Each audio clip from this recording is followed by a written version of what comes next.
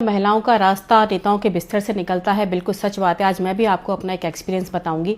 मधु किश्वर जी अभी जो आरोप लगा रही हैं, जिन्होंने मोदी नामा लिखा है, बहुत उनके साहस को प्रणाम। सच्चाई तो खैर अभी सामने आएगी, लेकिन उनके साहस को मैं प्रणाम करती हूँ। 2009-10 में मेरा स्कूल और कॉलेज चलाया करती थी, तो वहाँ कभी कोई प्रोग्राम होता था लेक्चर देने के लिए, मुझे एज ए वक्ता बुलाया जाता था। महिला दिवस का कार्यक्रम था, मंत्री भी आए हुए थे वहाँ पर, मुझे एज ए मुख्य वक्ता बुलाया गया। लेक्चर देने के बाद मंत्री जी ने कहा कि मैडम से मेरी मुलाकात कराना, इनको हम राजनीति में लेके आना चाहते हैं, अच्छा बोलती हैं। उन्होंने कहा मैडम राजनीति में आप आओगे? मैंने कहा मेरी कोई दिलचस्पी नहीं है राजनीति में आने की। उन्होंने कहा अच्छे लोग नहीं आएंगे तो कैसे बात बनेगी? आखिरकार मैंने पार्टी ज्वाइन कर ली और 1 साल मैंने पार्टी में काम किया। कोई भी पार्टी दूध की धुली नहीं है, आपको बता दूं, हर पार्टी का यही हाल है। लेकिन जितनी बड़ी धर्माधिकारी उतनी बड़ी व्यभिचारी, ये बिल्कुल सत्य बात है।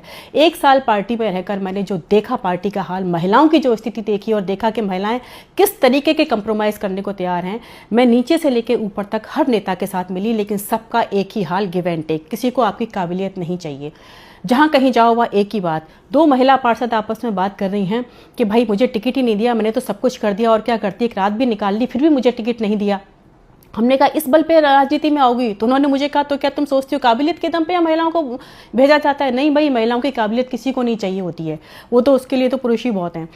और मैंने भी देखा कि सच में मेरी काबिलियत वहाँ किसी को नहीं चाहिए थी, सबको एक ही चीज़ चाहिए थी।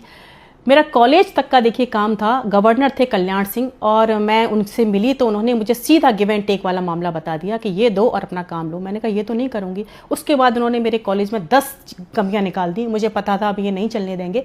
आखिरकार मैंने कॉलेज बंद कर दिया। तो राजनीति में ये बिल्कुल सत्य बात है, 2% महिलाएं हैं जो राजनीति में बिना इस कंप्रोमाइज़ के जाती हैं। और वो 2% कौन है? जो कि बहुत बड़े पॉलिटिकल बैकग्राउंड से आई हैं या जिनके पास जनता का बहुत बड़ा समर्थन है।